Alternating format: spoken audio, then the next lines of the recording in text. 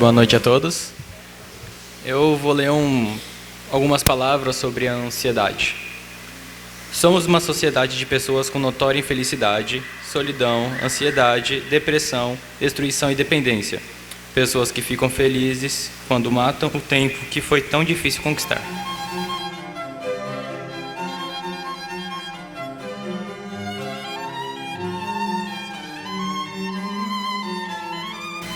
Boa noite a todos.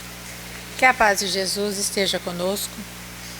Que nós possamos manter essa vibração que o coral nos deu a honra, de poder fazer com que nós entremos em sintonia com a espiritualidade que veio nos trazer mais luzes aos nossos entendimentos do Evangelho de Jesus. Nada melhor do que a música, para que possamos nos desligar dos nossos pensamentos, no nosso dia a dia, nas nossas dificuldades. E hoje nós vamos conversar um pouquinho sobre o capítulo 9 do Evangelho segundo o Espiritismo, que trata da bem-aventurança, em que fala sobre os brandos e pacíficos.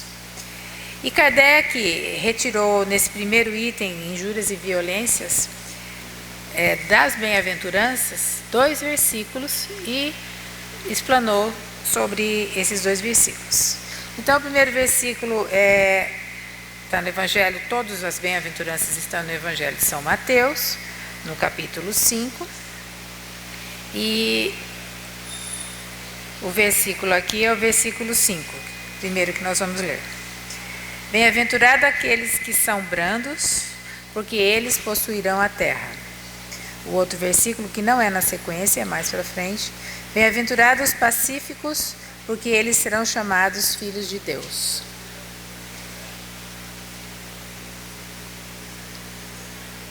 Então, por que... melhorou?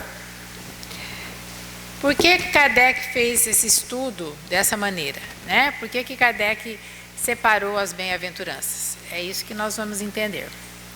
Primeiramente, nós temos que pensar, falar mais uma vez, sobre as bem-aventuranças. As bem-aventuranças foram sermões que Jesus não fez só uma vez, ele fez várias vezes, falou várias vezes sobre as bem-aventuranças. E aí, ele foi, um dos seus discípulos, Mateus, transcreveu essas bem-aventuranças como se fosse uma coisa pontual, mas não foi uma coisa pontual. Ele falou várias vezes, porque é muito importante a gente ter em mente que as bem-aventuranças, elas são um resumo, não um resumo, mas eu acho que é o cerne, o principal dos ensinamentos morais de Jesus. Então, se nós nos apegarmos ao estudar profundamente as bem-aventuranças, nós vamos compreender plenamente o que Jesus veio nos trazer sobre as leis divinas. Ele não veio trazer nada que ele achava. Ele veio trazer uma compreensão humana para as leis divinas. Jesus já não era mais um espírito em evolução ainda na humanidade. Tanto que ele é o nosso governador do orbe. Ele que vem acompanhando a evolução da Terra há todos esses milhões de anos. Então, Jesus já não é humano, mas Jesus se fez humano para poder trazer à humanidade os ensinamentos. E quando Jesus fala, bem-aventurado os brandos, porque eles possuirão a terra. Na maioria das vezes, Jesus fala sobre possuirão o reino dos céus, ou o reino de Deus. Mas especificamente nessa passagem, Jesus fala sobre a terra. Por que Jesus fala sobre a terra? Ele fala da materialidade. Quando ele fala terra, ele fala das nossas vivências humanas como seres humanos na terra. E o que significa herdarão a terra? Nós então estamos em experiências humanas, reencarnando várias vezes na terra, e a terra também está evoluindo, de planeta primitivo, com vulcões, e depois homens das cavernas que nós fomos, e a terra vem evoluindo na parte física e na parte espiritual também. E a gente sabe que a Terra vai passar desse mundo de expiação e provas que nós estamos, em que predomina o mal, em que ainda o mal ainda predomina, para o planeta de regeneração. Nós estamos em plena transição planetária. E aí, é isso que Jesus quis dizer. Quis dizer que bem-aventurado aqueles que eram brandos, porque eles vão herdar a oportunidade de continuar reencarnando aqui na Terra. Nós precisamos das vivências materiais ainda para podermos vivenciar, trabalhar a nossa emoção e vivenciarmos a experiência material para podermos entender as leis de Deus. Então, as reencarnações fazem parte da nossa evolução. E a gente sabe que nessa Via Láctea, né, a Terra é o único planeta ainda em expiação e provas. Então, se nós não acompanharmos a evolução e se nós é aquela passagem que Jesus chama, em que Jesus conta, né, que um senhor foi chamando as pessoas para o festim de núpcias. Muitos não quiseram, muitos deixaram de ir, e no fim muitos até mataram seus seguidores. E no fim, as pessoas que foram chamadas do último chamado, né, os últimos escolhidos, estavam lá para o festim. Mas quando o Senhor entrou para ver as pessoas que estavam sentadas à mesa, ele viu que tinha uma pessoa que não estava vestida corretamente para aquela festa. O que simboliza isso aí? Significa que nem todos que foram chamados estão em sintonia com aquela festa espiritual. Então ele disse, você não está vestido e você vai ter que sair e ir para o pranto e ranger de dentes. Quer dizer, quem não estiver acompanhando a evolução planetária, a evolução do nosso planeta Terra, como humano, vai ter que sair daqui, porque não vai sintonizar para reencarnar de novo aqui. E vai ter que ir para um planeta que ainda está vibrando com o mal, que continua sendo de expiação e provas. Então, quando Jesus fala, herdarão a terra, ele fala nesse sentido. E ele chama muito a atenção também na violência. Nós sabemos que a violência está em nós, né? Nós vivenciamos experiências em que era necessário que nós fôssemos violentos. Em muitos e muitos tempos. A gente fala, hoje o mundo está tão violento. Não, o mundo sempre foi violento. Sempre houve violência. O domínio dos povos, a maneira com que eram trucidados os povos para que fossem dominados. A pena, por exemplo, de olho por olho, dente por dente, naquela época, foi uma evolução para nós. Porque antes era assim, matava um filho, o outro ia lá e matava a família inteira. Matava alguém, alguém chefe de algum grupo, ia lá e matava o grupo todo e mais um monte de gente. Era assim. Então, quando teve a pena de talião, foi uma evolução do olho por olho, dente por dente. Então, pelo menos, matava um, aí você podia matar o outro. Era assim, matava um só, né? Agora não, a gente sabe que isso não existe. Será? Será que a gente não continua usando a pena de talião, olho por olho, dente por dente? Quantas vezes a gente não faz isso no nosso dia a dia? Né? A gente fala, não sou violento, eu não uso as palavras com violência, mas eu não ajo com violência, não mato ninguém, eu não agrido ninguém. Mas e as palavras? Esse é um outro ponto importante. A nossa palavra. Porque se a gente é um vulcão de sentimentos, de coisas que a gente não percebe que existem mal organizadas dentro de nós, e a gente vai reprimindo, o que acontece a maioria das vezes, muitas vezes? A gente toma atitudes no momento de desarmonia, no momento em que somos agredidos, a gente vai, se a gente não perceber, a gente vai entrar em sintonia com o nosso cérebro mais arcaico, que a gente chama de o porão da nossa mente, que chama o cérebro reptiliano, que é o cérebro que quando a gente era nas vivências mais primórdias. Então, quando a gente toma atitudes sem pensar, sem contar 1, 2, 3 até o 10, que a gente tanto fala, a gente vai acessar primeiro lá nosso cérebro lá nos porões. Por isso que a gente tem atitudes que a gente nem imagina, porque isso está armazenado na nossa mente espiritual. E aí é o lugar mais fácil de ser acessado, porque a gente vem fazendo isso a todo momento, em todas as encarnações. né? Agora, quando a gente vai tomar uma atitude branda, quando a gente vai tomar uma atitude com harmonia, ela é mais difícil, exige treino, exige que a gente mude de atitude no dia a dia. E aí, para a gente tomar, isso daí está ligado aonde? Ao cérebro mais, ao lobo frontal, pré-frontal e frontal, essas atitudes mais elevadas nossas. Nós estamos vivendo essa vivência no cérebro frontal, lobo frontal, muito recente, de pouco tempo. Então, se a gente for intempestivo, a gente não dá tempo da nossa mente mandar a mensagem e o cérebro pré-frontal e frontal, que a gente tem as vivências mais harmoniosas, darem a resposta. Nós vamos dar a resposta instintiva, a resposta que vai ser a resposta de violência. E aí a gente vai agredir com palavras, vai ver essas situações no trânsito, né, de agressão por uma besteira. Às vezes a pessoa atirando no outro ou batendo numa violência tão grande que acaba matando outra pessoa por besteira. Isso a gente vê no nosso dia a dia, né? E o pior é que ainda existem pessoas achando que Deus fomenta isso, né? Em duas situações, ó. Muitas vezes a gente critica, por exemplo, porque os nossos irmãos lá, que são terroristas, estão brigando pelo que eles acreditam, né?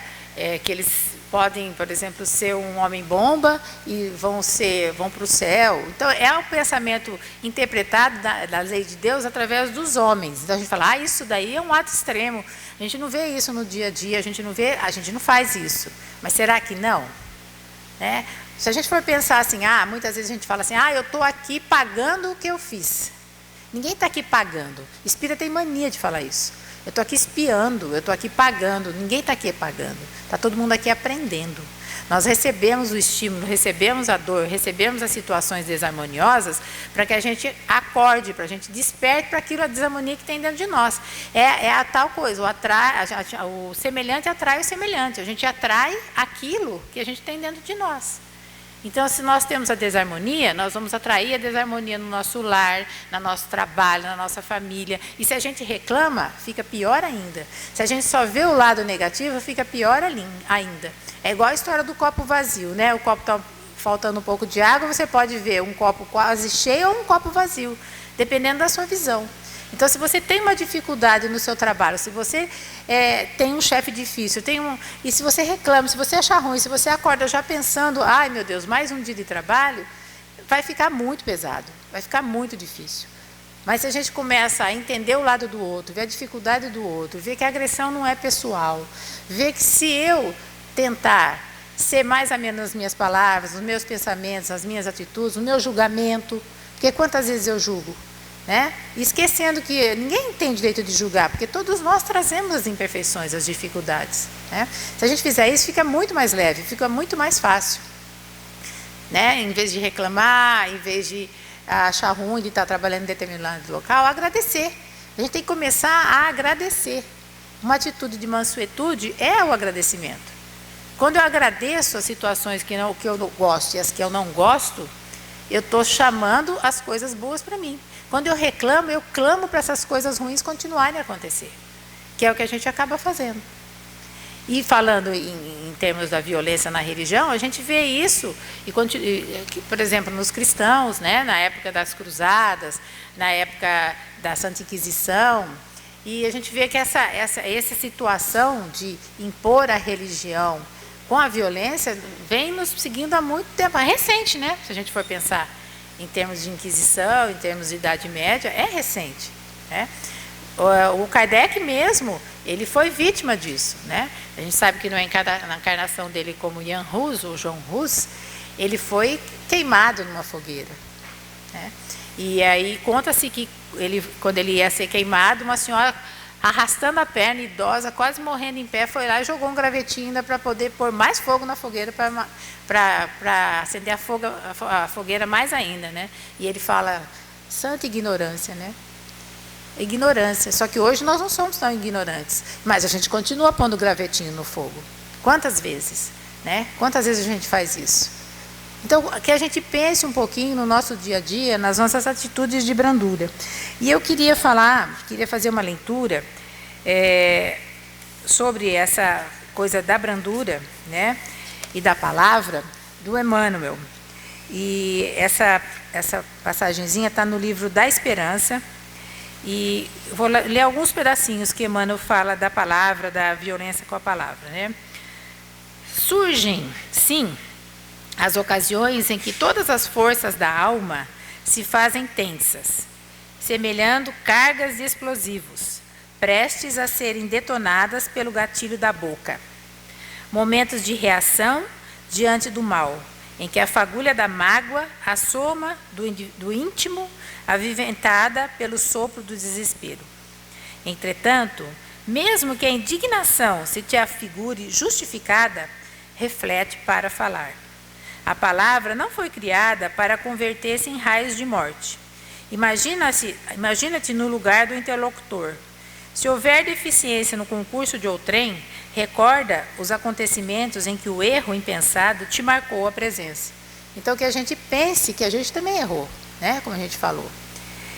E aí ele fala assim, em qualquer obstáculo, pondera que a cólera, e aqui Kardec tem uma passagem só falando sobre a cólera, é bomba de rastilho curto, comprometendo a estabilidade e a elevação da vida onde ela estoura. Então, quantas vezes, por nossos momentos impensados, por palavras impensadas, a gente perde a amizade, a gente fere outra pessoa. E a gente esquece que quando a gente fere, é a lei da ação e reação. Nós vamos ter de volta, né? Então, a lei da ação e reação, eu achei interessante essa comparação, é como se fosse o mar. Você joga a sujeira no mar, ele leva, mas ele traz de volta. Então, é assim as nossas atitudes, as nossas palavras. A gente vai jogar no mar, mas uma hora isso vai voltar para a gente enxergar essa desarmonia e a gente vai sentir. E muitas vezes as pessoas se perguntam assim, por que eu esqueço o que eu fiz? Porque talvez se eu lembrasse, eu aguentasse melhor. Leia do engano. Porque não é para a gente aguentar que a gente está aqui. A gente esquece, porque quando você esquece o que você fez, e você passa pela mesma coisa, você vai sentir a mesma coisa da pessoa que sentiu o que você fez. Aí sim a coisa muda. Porque quando a gente sente na pele o que a gente fez para o outro, é que a gente muda. A gente só muda, não é estudando, lendo evangelho, pregando evangelho. É vivendo, é agindo, é sentindo. Eu costumo brincar, falar assim, a gente só carimba o perispírito quando a gente sente. Ou a coisa boa, ou uma coisa que para a gente é ruim.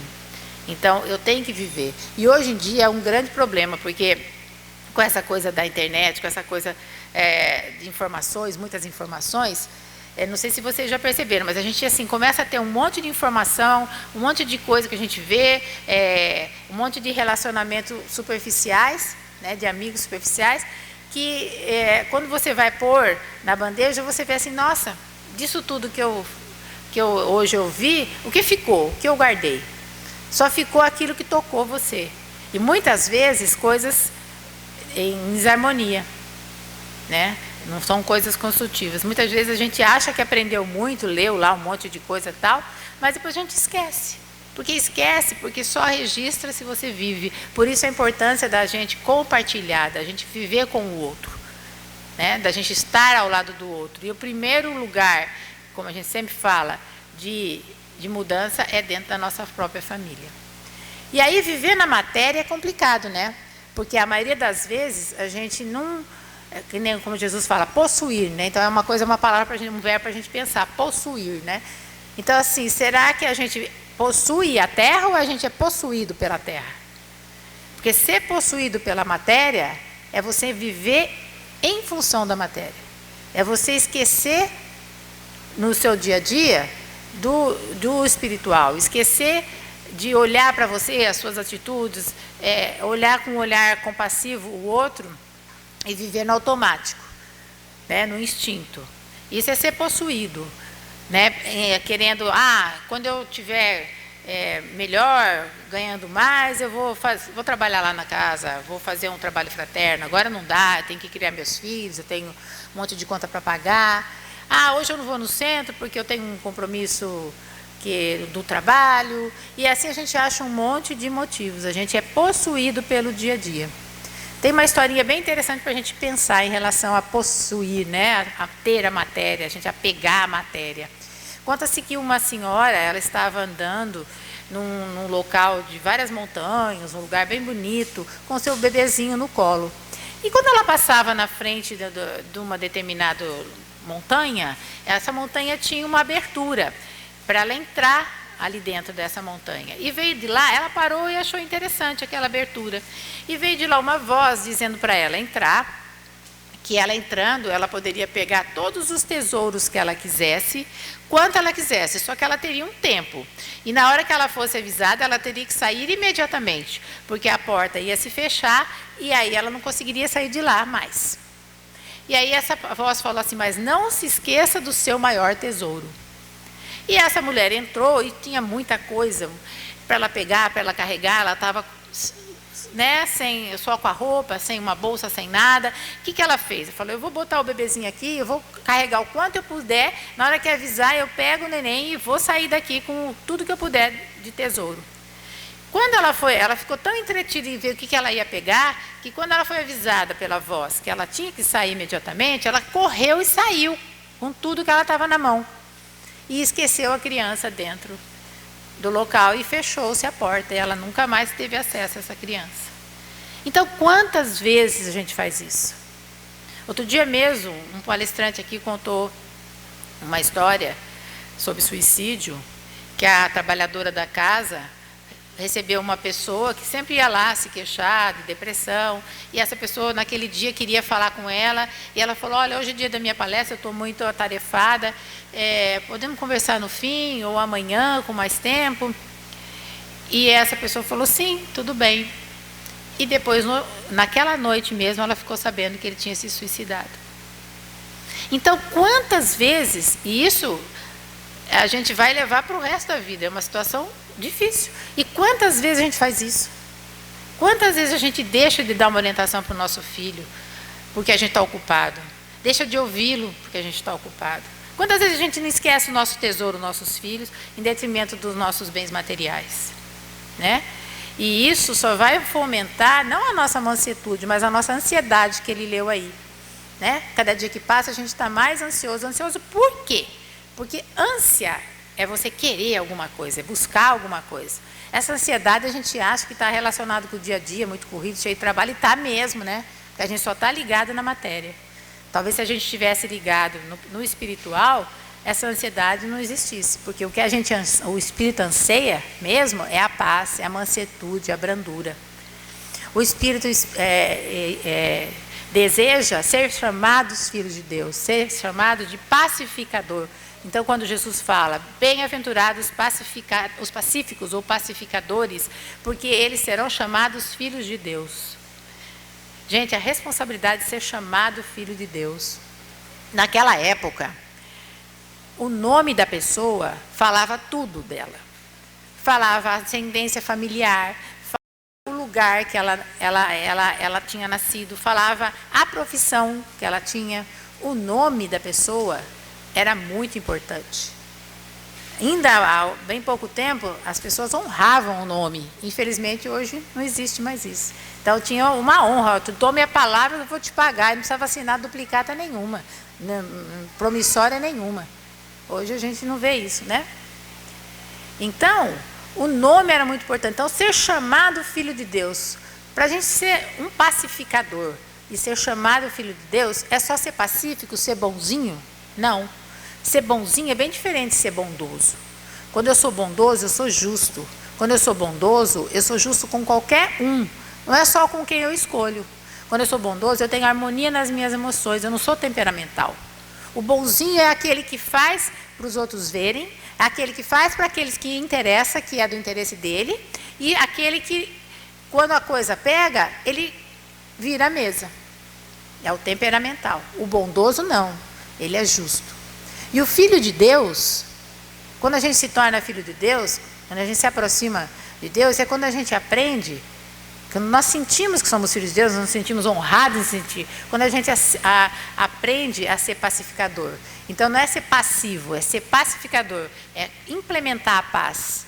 E para a gente implementar a paz no mundo, com as pessoas, no nosso dia a dia, A gente tem que implementar a paz conosco mesmo. Não tem como, se a gente não implementar a paz dentro de nós, se a gente não encontrar o equilíbrio, não tem como eu implementar a paz, e não tem como eu sentir como filho de Deus. Quantas vezes a gente vê irmãos em sofrimento, no mal, há muito tempo, até André Luiz nos fala de Gregório, né? Um espírito empedernido no mal, que está ali há muito tempo, e a mãe dele pedindo por ele, e aí o orientador fala, ele está começando a vislumbrar a sair dessa situação. Por quê? Porque nós somos centelha divina, nós não nascemos para ser violentos, para ser rebeldes, para ser egoístas, orgulhosos, maldosos. Isso vai contra a nossa, vamos falar, o nosso cerne, vai contra a nossa essência, essa é a palavra. Então, quando nós agimos dessa maneira, há uma desarmonia com as leis de Deus, há uma desarmonia com a centelha divina que existe em nós. E isso gera o quê? A doença. Quantas doenças a gente vê aí, hoje a gente sabe que existe, eu sou médica e vejo isso todo dia, né? A medicina psicossomática. A maioria das doenças estão, não só psiquiátricas, físicas, né? Estão ligadas. Uma delas, por exemplo, é o câncer, que é ligado, e tem um monte de trabalho científico com a mágoa, que é uma coisa que a gente guarda dentro de nós. Ah, eu perdoo, mas eu não esqueço. Isso é manter a mágoa. Porque se você não esquece, você vai lembrar disso todo dia. E a sensação de incômodo daquela situação que você passou vai persistir. E isso vai levar a uma desarmonia e uma hora vai ter que ser drenado. E vai ser drenado aonde? No corpo físico, que é a nossa esponja, que faz a limpeza, né?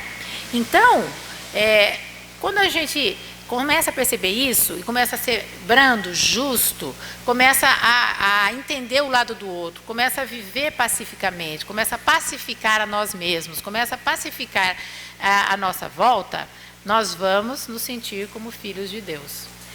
E aí sim, nós seremos chamados como filhos de Deus.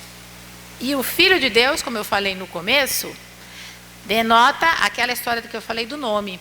Se você é filho de Deus, você tem o quê? Os atributos de Deus.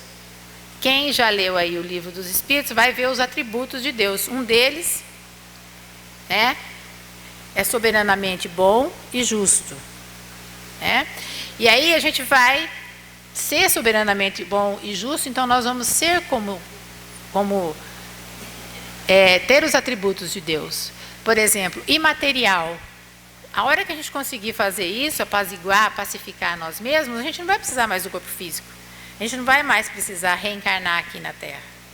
Ou então a gente vai ter um corpo mais sutil.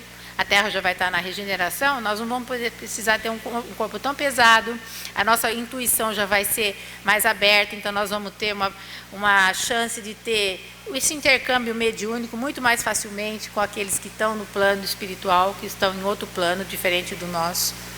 Né? Nós poderemos ter os atributos. Então, quando nós formos realmente chamados filhos de Deus, é isso. Nós vamos ter os atributos de Deus. Nós vamos ser, agir como emana a centelha divina que está em nós. Né? E o Emmanuel, ele fala muito sobre, ele fala em várias passagens aqui sobre pacificar. E nessa especialmente, que eu acho muito, faz um resumo daquilo que a gente está falando, está no livro Palavra de Vida Eterna. E o capítulo chama-se Pacifica Sempre.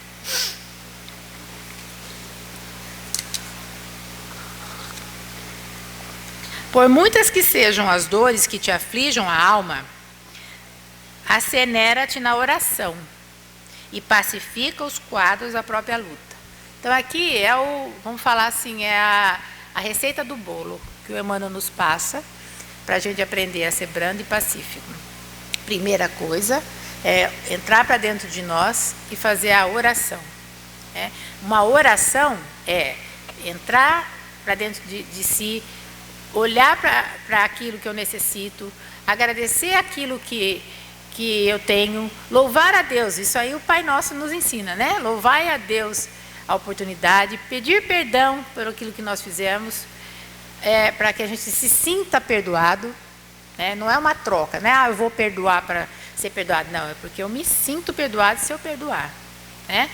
E eu vou planejar, eu vou medir a minha ação, vou meditar, por isso que é a oração, como eu vou agir.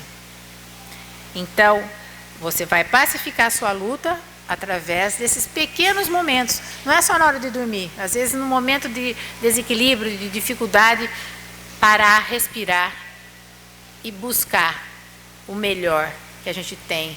Lá, já o tesouro que a gente já construiu, já nas nossas vivências e reencarnações, que a traça não rouba, não come e o ladrão não rouba, que Jesus disse. Que está lá no na nossa mente superior, no mental superior, que demora um pouquinho mais para ser acessado, né? Se alguém te fere, pacifica desculpando.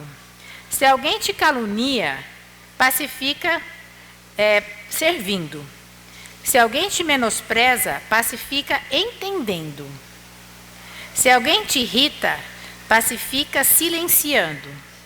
O perdão e o trabalho, a compreensão e a humildade são as vozes inarticuladas da tua própria defesa. O perdão, o trabalho, a compreensão e a humildade. Então, ser brando é uma construção e persistência, gente. Não é fácil. É muito mais fácil ser violento. Ser violento você resolve rápido, mas por pouco tempo. Podem perceber. Você até resolve, mas por pouco tempo. Ser brando, você vai resolver com mais dificuldade, mas é uma coisa duradoura. Golpes e golpes são feridas e mais feridas. Sim, porque se alguém me fere, eu firo, ele se acha no direito de me ferir. E assim vai, de encarnação em encarnação. Eu firo, ele fere. Eu firo, ele fere. Né? Então, se eu ferir, e eu recebi quem eu feri, e ele está me causando dificuldade, ele está me causando, por exemplo, um filho, um problema, é uma necessidade dele e minha, de se reencontrar, de se reharmonizar. Né? Então, não adianta eu ferir. Né? Eu tenho que ser brando, eu tenho que compreender. E agir na brandura, agir pacificando. Né? Violência com violência, o que acontece? Loucura. Então, violência com violência somam loucura. Tudo isso que a gente falou, todas essas loucuras que a gente vê, todas essas violências que a gente vê em todo momento. Né? Não ergas o braço para bater, nem abras o verbo para humilhar. Diante de toda perturbação, cala e espera, ajudando sempre. É difícil. Mas dá certo, gente. Cala e espera. Pode ter certeza que se você confiar, ninguém é injustiçado, ninguém é vítima. Se você confiar nisso e confiar que a cada um Deus provê com aquela necessidade que a gente precisa, a gente vai passar pela dificuldade com mais calma.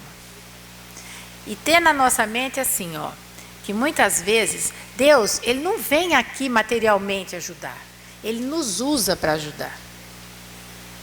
Então, se a gente quer ser chamado filho de Deus, a gente tem que ter isso na nossa cabeça. Então, na hora que a gente tem que estar aberto para perceber isso, que Deus nos usa como filho de Deus para nos ajudar e ajudar aquele que está à nossa volta, causando uma desarmonia. Às vezes não indireto, né? Às vezes indiretamente, às vezes diretamente, às vezes indiretamente. Né? Conta-se que Gandhi, vocês talvez já conheçam essa história, estava caminhando no meio de uma multidão, naquela época, e um soldado chegou até ele e o esmurrou, deu um murro na cara dele, e ele caiu no chão. Ele limpou a veste, levantou, quando ele tentou levantar de novo, o soldado deu outro murro, e ele caiu de novo. Ele levantou de novo, e aí o soldado falou: quem te ensinou a ser covarde? Ele falou: esse homem aí que está no crucifixo no seu pescoço. E ele, claro, foi tocado por essa atitude e começou a chorar e se arrependeu do que fez. Então, assim, às vezes em pequenos gestos, sem revidar, a gente consegue mudar, ajudar até a pessoa a enxergar a vida diferente e mudar. Porque a boa notícia, gente, é que ninguém, nenhuma centelha divina vai viver no mal para sempre. Chega um momento que quem está no mal há muito tempo, ele começa a perceber que aquilo não preenche mais, que aquilo não é bom, e ele busca mudança.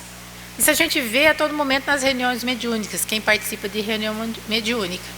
A gente sempre parte desse princípio. Quando chega um espírito mais empedernido no mal, um espírito embrutecido, quando você vê ele enxergar que ele está ali, ele recebeu essa oportunidade para conversar, porque alguma coisa dentro dele está buscando mudança, e com amor a gente faz isso.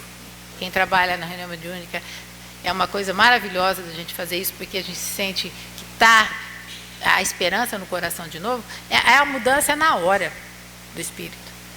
Ele quebra com aquela carapaça, com formas mentais, formas de pensamentos, que ele vem trazendo há muito tempo, fomentando que ele é mau, que ele é ruim, que ele tem poder. Aquilo quebra como se fosse um encanto, né? Então, a importância da gente acreditar na centelha divina que nós somos, filhos de Deus, né? Diante de toda perturbação, então, cala, espere e ajuda sempre. O tempo sazona o fruto verde. Isso é outra coisa, né? Deus trabalha com o tempo, não com a violência, né? Humberto de Campos fala isso. Tudo tem seu tempo, tudo tem sua hora. A gente não sabe que para a semente frutificar, dar o fruto, demora um certo tempo, apesar de hoje aí o pessoal fazer as mudanças transgênicas, colocar produto para ir mais rápido, mas tudo tem seu tempo. Então não adianta a gente querer que alguém que eu estou ajudando, poxa, eu estou ajudando, já ajudei tanto, mas continua do mesmo jeito, fazendo as mesmas coisas. Se você ficar assim, você vai parar de ajudar. Ajuda e passa. Ajuda e deixa. Faz a sua parte. Não exige que o outro dê a contradita. No momento certo, as suas atitudes vão florescer dentro do coração daquela pessoa, porque ela vai cansar de ficar tendo aquelas atitudes, ela vai cansar de ficar no mal. O tempo sazona o fruto verde, altera a feição do charco, amolece o rochedo e cobre o ramo fanado de novas flores. Censura é clima de fel. Como eu falei, ninguém tem direito de censurar ninguém, ninguém tem direito de julgar ninguém, né? Jesus mostrou isso na parábola da mulher adúltera. Azedume é princípio de maldição. Então, viver de mal com a vida e viver de cara fechada não leva a nada. Só vai trazer desequilíbrio. Tem que quebrar. Aconteceu uma coisa de manhã que não deu errado, falar, agora meu resto do dia não vai dar errado. Ah, com certeza. Se ficar pensando assim, o resto do dia não vai dar certo mesmo. Muda o pensamento. Ouve uma música que eleva, faz uma prece, lê uma leitura edificante. Isso muda a sintonia. E a gente sintoniza com outras coisas, com coisas que vão causar harmonia, não desarmonia. Mas se eu já logo cedo eu sintonizar, ligar a televisão e ver violência, eu estou sintonizando com a violência. Aí o dia inteiro eu vou sofrer situações que vão trazer violência para a minha cabeça, para a minha vida, para o meu coração. Então a importância da hora que a gente levanta, no que a gente sintoniza. O que eu estou fazendo? Fazer uma prece, fazer uma leitura edificante, né? Se eu recebo logo de manhã um bom dia mal educado, sorrio.